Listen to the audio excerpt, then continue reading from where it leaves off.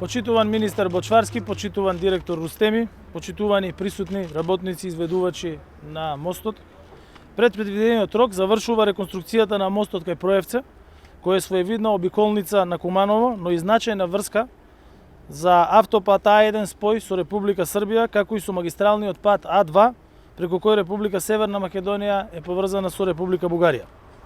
Овој мост исто така го канализира сообраќајот кон регионите на општините Свети Николе, Штип, Кочани и други градови и населени места во источниот дел на нашата држава. Сега овој мост кој поврзува делница со голем проток на возила, од кои голем дел тешки товарни е повторно безбеден за сообраќај. Како што ветивме, го одржавме ветувањето, пред почетокот на зимата на нашите граѓани им овозможуваме нов рехабилитиран мост безбеден за сообраќај. Владата што ја предводам има јасен смер, а тоа е европска иднина и квалитетен и безбеден живот за сите наши граѓани и генерациите што доаѓаат по нас. Вложуваме во модерна патна инфраструктура, ги обновуваме старите и градиме нови патишта, бидејќи тоа е важно за граѓаните, важно е за бизнис секторот, важно е за инвеститорите и за туристите. Приоритет е граѓаните без разлика дали живеат во урбани средини, градови, населени места или села да имаат безбедни и сигурни патишта.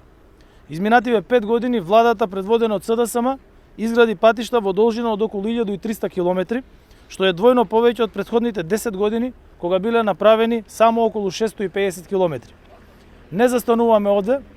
Изградбата на нова патна инфраструктура продолжува и во 2023 година, бидејќи поврзувањето со регионот овозможува полесна соработка, а тоа е еден од клучните аспекти на развојот на нашата економија, но и за интеграција на Северна Македонија во Европската унија.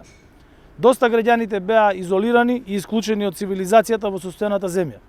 Ова е друго време, а владата што ја предводам е за забрзан развој на Северна Македонија, за отворање на нови пазари, за нови инвестиции.